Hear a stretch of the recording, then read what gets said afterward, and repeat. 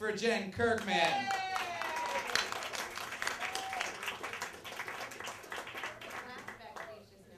Chris Fairbanks bumped into me, and your guy with the light on his head just yelled at me, like, but not in a character.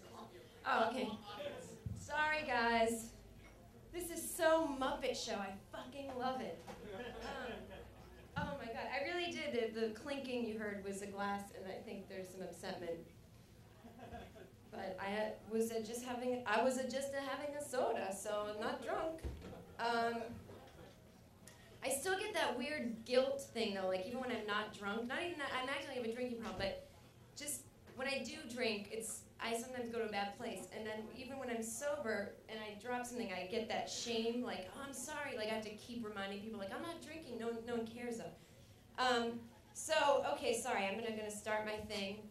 I can't see anything but candles. It's so weird. I'm going to tell a story. Some of you may have heard it. I'm sorry. The one I was going to do has not worked out that much yet, and I don't want to fluster. So I'll tell you a quick thing. My friends, I was house sitting for some friends, and they came back from their trip, and I was trying to give them their key back, and they were like, no, you keep it. Like, we've reached that point in our friendship, you know, we live down near the beach, you're on the east side, you can come down and take a shower, just let yourself in, like, no big deal. And it was really stressing me out, but I took their key and I kept it on my keychain, and then I woke up in the middle of the night one night, because I have insomnia, but not the, oh, I can't fall asleep kind, but the, like, I wake up at 3 in the morning and I'm like, oh, I wonder what, I have AIDS, and that's just what I do, that I convince myself, and then I will call people that I slept with maybe 12 years ago that are perfectly fine people. I'm like, you don't have AIDS by any chance, do you? And didn't tell me, and they're like, this is inappropriate. I'm like, I'm just asking. Because I wouldn't, you know what I mean? What are you going to tell someone that you know, so I make it easier for them to tell me. So I'm laying in bed, I'm like, I have AIDS. No, I probably don't. And then I'm like, I just picture that key in my keychain, and I go, oh, God damn it, Jen, don't get up and drive to Santa Monica and let yourself into your friend's house and murder them. Don't bludgeon your friends tonight. Please, just keep it, like, because I have obsessive thought problems, which I used to not think was a real thing, and then there's like a book about it, and you can just label it and then put it aside, but then they say that you should indulge it, like you should talk to your thoughts like a dick, basically, and be like, oh yeah, why don't I murder them, and then keep going with it, but that doesn't comfort me, because then I keep going with it, and then I start to feel okay in it. Like, oh, I could fucking do this. So I started fantasizing, like, well, if I went down there, like, they just got back from their honeymoon, and I could just kill both of them, and I'm close with them, but not that close. No one would suspect me. They'd be like, it's a double suicide, and of course, they just got married. We thought they had it all, but it's all a sham. Everything is. And then, like, she's a chef, so I know she has knives, you know what I mean? But a knife is never the way I imagine killing someone, because it seems like you can't get it right the first time.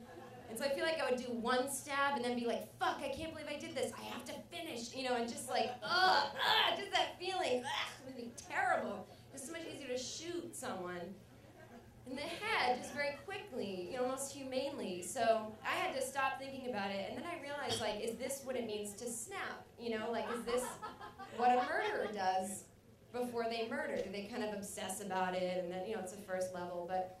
Because for me, like, you know, everyone snaps in everyday life, like, you yell at your boyfriend, and he's like, what the fuck? And you're like, I'm sorry, honey, I snapped. And, like, that's fine. You snap back, and you realize, oh, shit, I was just a bitch. But if I snapped into, like, crazy person, I'm going to murder you land, like, I wouldn't want to snap back, because then you can't go like, oh, I'm sorry. Oh, fuck, I just murdered someone, and now I'm totally cognizant and aware.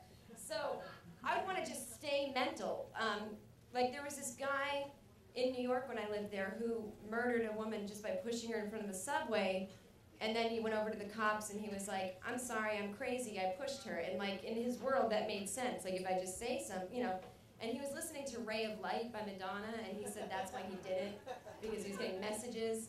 And at the time that was like my favorite workout song, and so I can't listen to it anymore because I don't want to get the messages. And I was listening to it in my car one day, forgetting that I'm afraid of that song, and then I was like, fuck, and I almost hit something, and now I was like, oh no, the messages are in there. So anyways, I just wouldn't want to snap, and it reminded me of this urban myth that I've heard, that makes me so fucking crazy. I don't know if you've heard it. It's the worst written urban myth.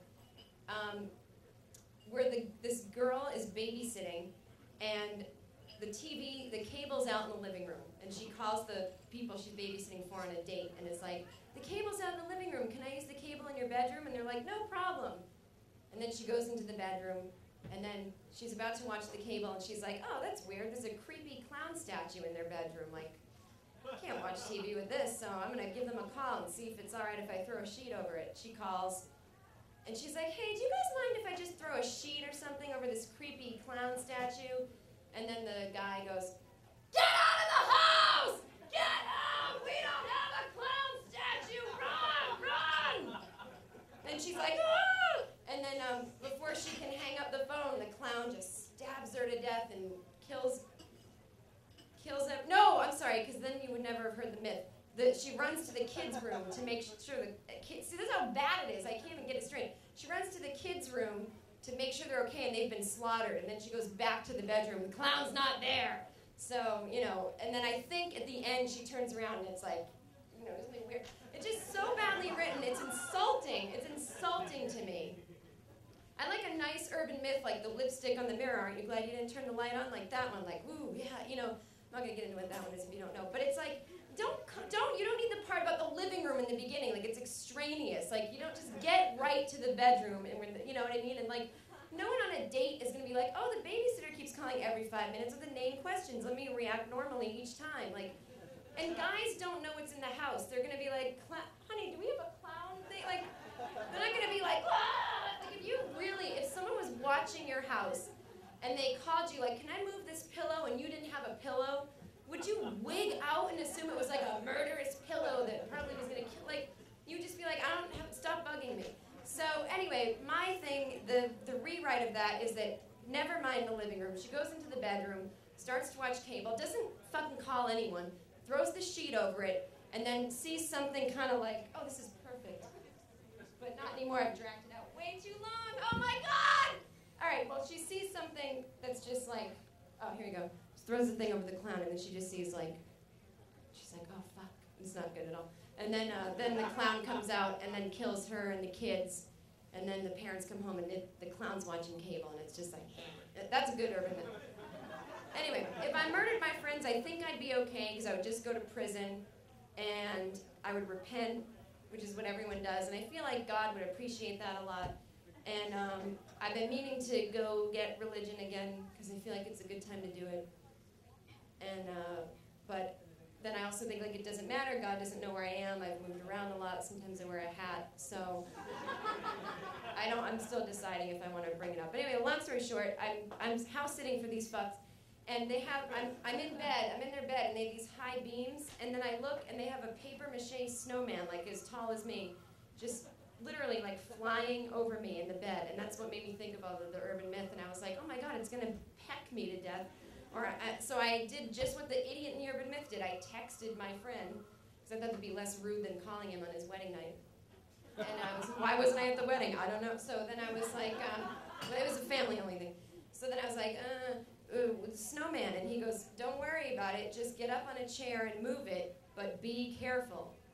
And I'm like, does he mean be careful because I might fall off the chair, or be careful because it's a murderous snowman that we know about that we left you in the house with? All right, I'm going to go. Thank you. I love you. And back to the show.